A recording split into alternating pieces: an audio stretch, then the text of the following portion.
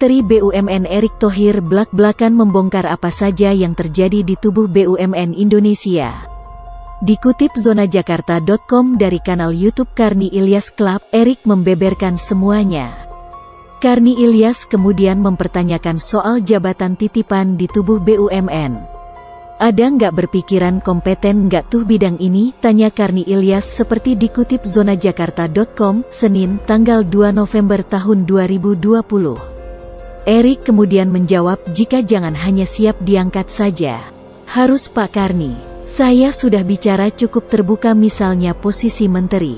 Posisi menteri itu kan selalu saya bilang, jangan hanya siap diangkat, tetapi jangan juga nggak siap dicopot, karena kita itu pembantu presiden, jawabnya. Ada pula peristiwa yang menarik perhatian Erick menyoal hal di atas. Yang menarik, komisaris-komisaris ini kan ada masa jabatannya, kalau dicopot pada marah loh Pak Karni, tuturnya. Di tahun depan ini, kami BUMN ada 2 program, salah satunya supaya program daripada pembangunan karakter dan job desk antara komisaris direksi itu kita lakukan di tahun depan, jelasnya. Kita mau perdalam supaya mereka kalau ada kekurangan di segi keuangan kita ajarin keuangan, salah satunya itu, lanjut Erick.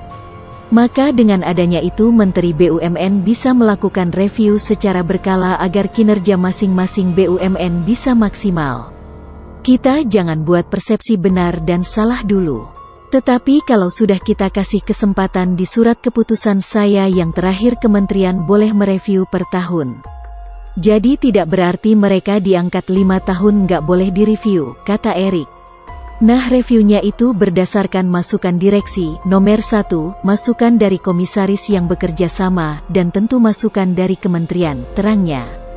Hal di atas harus dilakukan supaya keuangan BUMN bisa transparan di mana masyarakat luas bisa mengetahuinya. 3 komponen ini akan kita lakukan untuk review komisaris juga. Jadi supaya fair, biar transparan.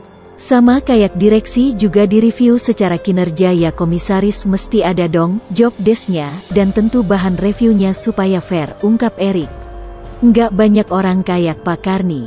Kalau komisaris kayak Pak Karni kerjanya lebih mudah, tandasnya. Asteris.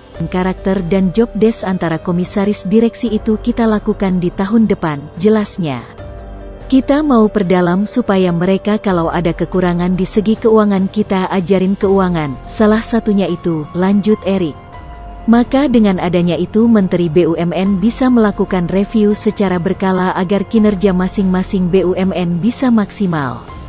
Kita jangan buat persepsi benar dan salah dulu. Tetapi kalau sudah kita kasih kesempatan di surat keputusan saya yang terakhir, kementerian boleh mereview per tahun. Jadi tidak berarti mereka diangkat 5 tahun nggak boleh direview, kata Erick. Nah, reviewnya itu berdasarkan masukan direksi, nomor 1, masukan dari komisaris yang bekerja sama, dan tentu masukan dari kementerian, terangnya.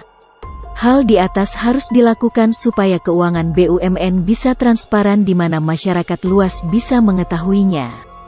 3 komponen ini akan kita lakukan untuk review komisaris juga. Jadi supaya fair, biar transparan. Sama kayak direksi juga direview secara kinerja ya, komisaris mesti ada dong job desk-nya, dan tentu bahan reviewnya supaya fair, ungkap Erick. Nggak banyak orang kayak Pak Karni. Kalau komisaris kayak Pak Karni kerjanya lebih mudah, tandasnya. Asteris.